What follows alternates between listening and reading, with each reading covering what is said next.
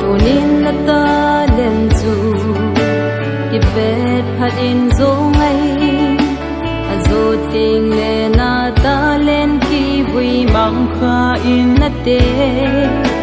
Talen bay kan lau zu Patin lung hay lâu na Talen chan chu da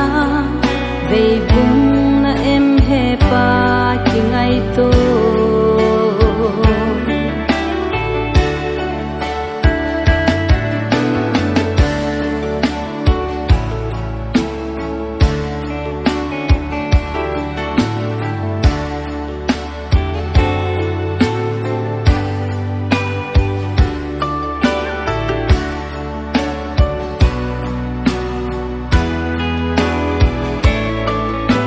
La silong oi hina ka den ka thu sâu po he pa na ta len chu ki vet phat o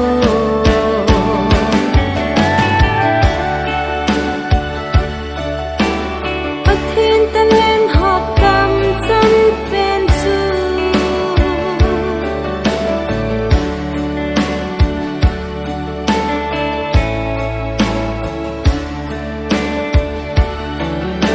Tunin na talen zu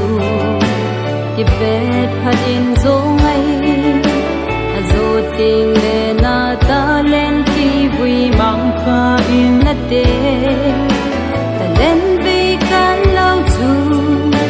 Patin lung hay lâu na Talen chan chu da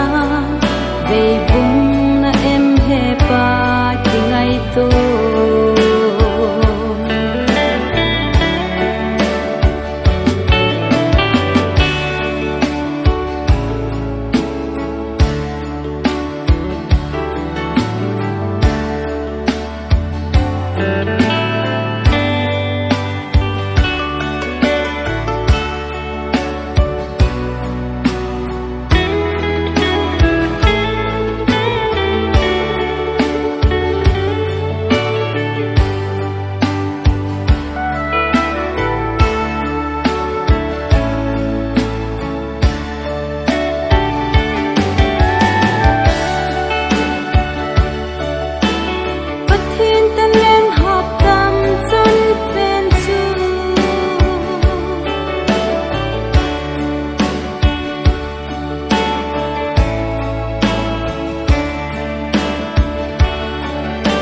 Tunin na talen zu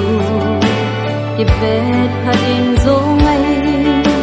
Azo ting le na talen ki vui mang kha in na te Talen bay kan lau zu Patin lung hay lâu na Talen chan chu da Bay bung na em he pa ki ngay to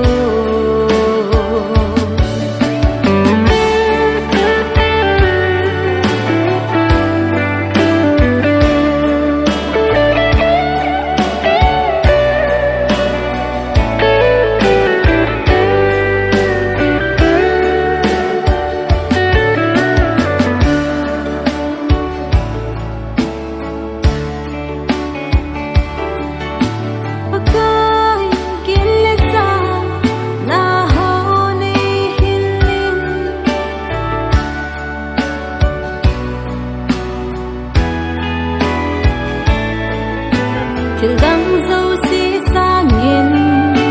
Pagaya kon si na He pa ka day sa zoy ni hil sing mo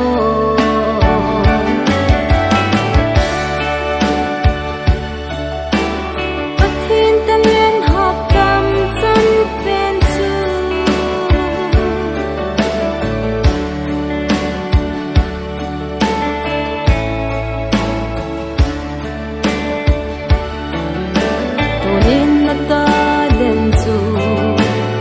bet phadin zo ngai